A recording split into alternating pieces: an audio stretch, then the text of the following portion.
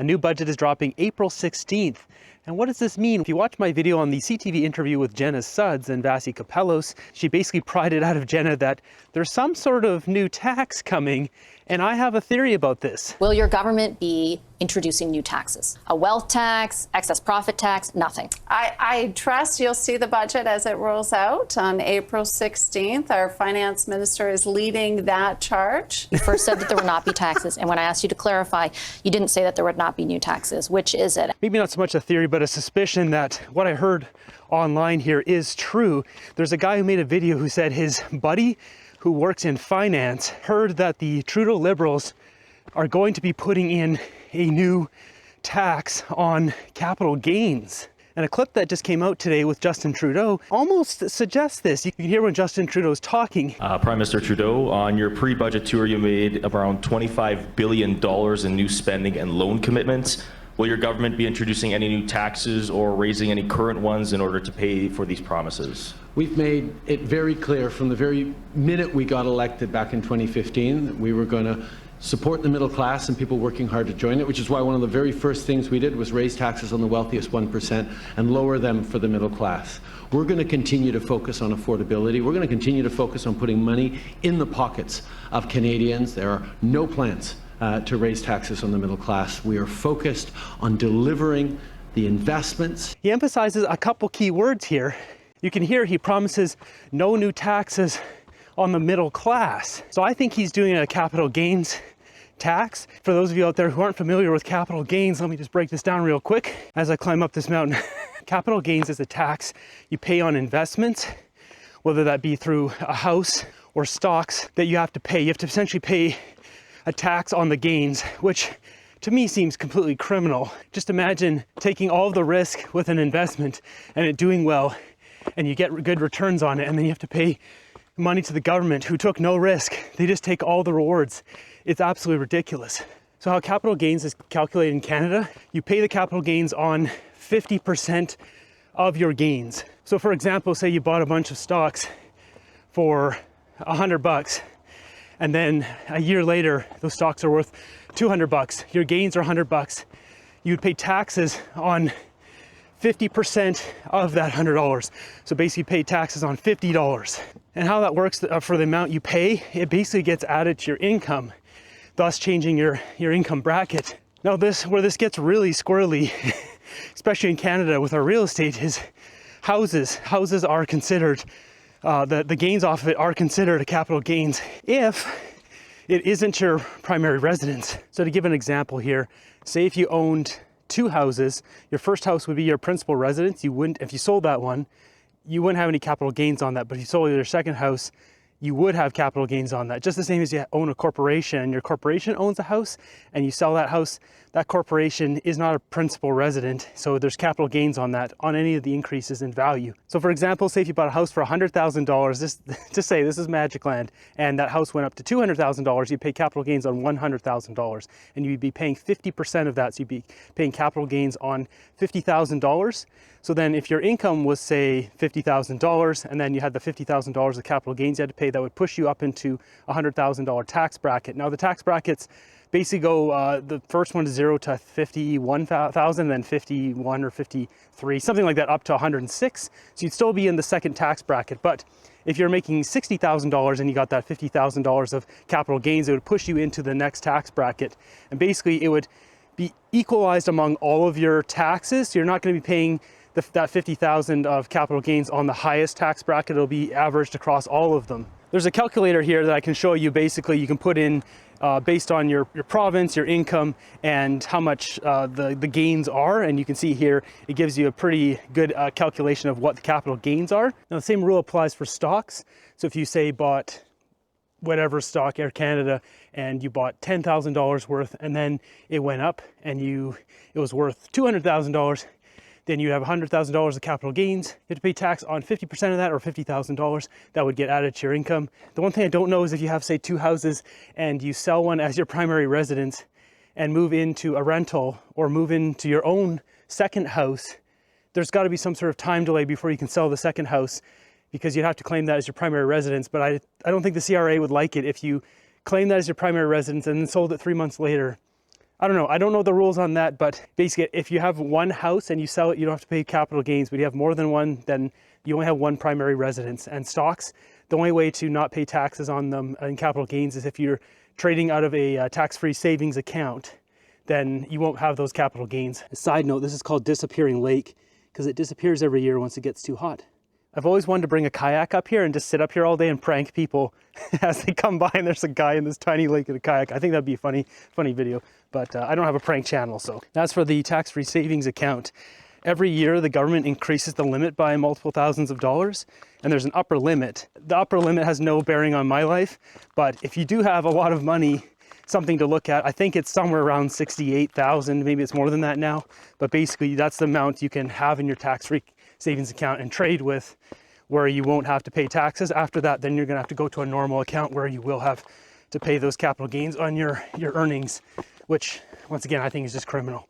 What kind of country has it where you invest in companies and then you get punished for making good picks? And often, a lot of times, stock market's risky and the government still takes their fair share. It is so criminal. I think if you're gonna put capital gains, it should be taxed at a flat rate of like 2% or something, like really low, or it shouldn't even be in there, period. It's just criminal.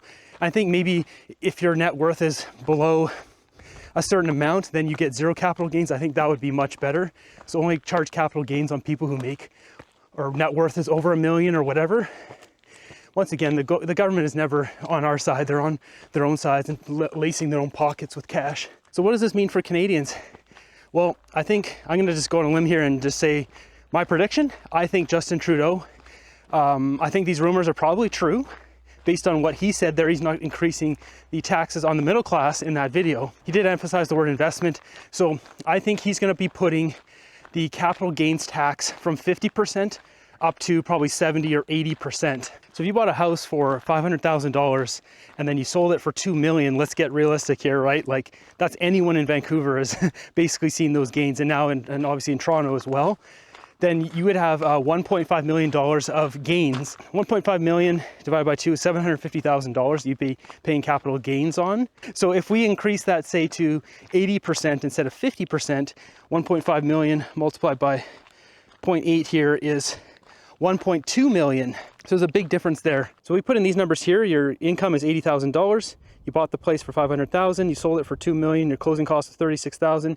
You can see here your capital gains would be $377,000 with an average tax rate of 25%. You see here, if we change it to primary residence, no capital gains. That's why if you have a second residence, it's really probably a smart idea to get a lawyer or a mortgage broker or someone to talk to about this and figure out exactly how you can sell your principal residence, move into your second house, and then whatever, if there's a waiting period or whatever, and then sell it to avoid the $377,000 of tax you have to pay on those gains. It's just absurd.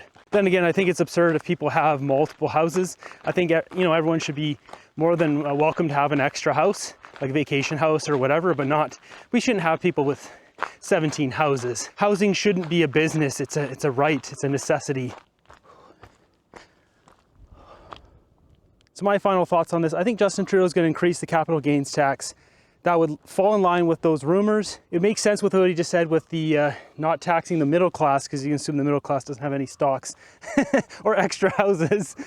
And it would allow him to jack up the amount of money he brings in, those capital gains, like you saw, like huge amounts of money. It's a good way to raise a lot of money on higher income people who have extra houses. And to do this, I got to think, with my own theory of him having a whole bunch of houses, he must have dumped all his houses probably a year or two ago, knowing he'd be putting this capital gains tax in, making it higher. But I bet he's got a whole bunch of corporations and does funny stuff so to not deal with that. Who knows? Maybe he doesn't have any houses. Maybe he likes being a narcissist and just doing everything wrong to cause suffering. Maybe he gets pleasure out of that. Who knows why he won't reduce the immigration rates, which he knows 100% is causing the suffering in Canada. I think this is a good play for him too, to be like, oh, I'm one of you guys. I'm one of the normal people. I'm one of the, middle class. He's obviously not middle class, but he wants to say he's fighting for, the under 35 crowd who you can't buy a house. And it's like, look, I'm taxing the wealthy. I totally think this is going to be his play. They're dumping out all of the different housing accelerators, 15 billion to that, 1 billion to the food school program, all this stuff ahead of time. So then when they announce this, it'll be like, look, we're taxing the rich. I think that's the play. This totally makes sense. It lines up with the rumors. Let me know what you guys think in the comments down below. Let me know what you guys think of these views down below. Glorious day up here. This one here, Copper Mountain, or Mount Hankin, it's got two names. My other thought here is if he had a whole bunch of houses and his plan was to never sell them and just rent them all out, that's a lot more cash flow. You still have to pay capital gains though on those excess profits because they are profits. There's probably ways to canoodle that through different corporations and stuff and have them, basically if you have a corporation, you can have all your money sitting in the corporation, you only pay 12% tax. So he could have a whole bunch of shell corporations and have different houses in each one, and then, or maybe they're all in one, or maybe it's a corporation in a corporation. I don't know. At that point it gets all funny and messy, but you could essentially have all that money sitting there and only pay 12% tax, and then just slowly pull that out at the lowest tax rate. He obviously has probably a team of people. He knows the best of the best who are, he had a guy part of his Liberal campaign there. It was pointed out early on, I think he quit or he fired him or whatever, but he stepped down, that he was this guy really good at laundering money through Canada to Israel to America and back up to Canada. So the corruption is just off the charts. I wouldn't put it past Trudeau to do anything to just get rich, because he clearly doesn't care about us. But look at these crows. They're going absolutely nuts. So I turned off my microphone to have a stereo mic. Hopefully you guys can hear them. They're really loud. Of course they get quiet once I get close to them. Oh, there's one flying down here. Where is he? He's gonna pop up. There he is. Oh. Who wants to see a death drop? Who wants to see a death drop? Oh yeah, that's a spicy one. That's about as close as we're getting to that one because it's a soft sloping edge. If your foot catches some moss, you're going for a ride, the last ride of your life. So let me know in the comments down below what you guys are thinking about this theory, or what do you think his new tax is if it's not capital gains at all? Is it just gonna be some other tax? As I joked in one of my other videos, a JST, the Just in Service tax. But yeah, we'll find out in a couple days here. Thanks for watching the video. I greatly appreciate all you. Be sure to subscribe, and I'll see you guys on the next episode.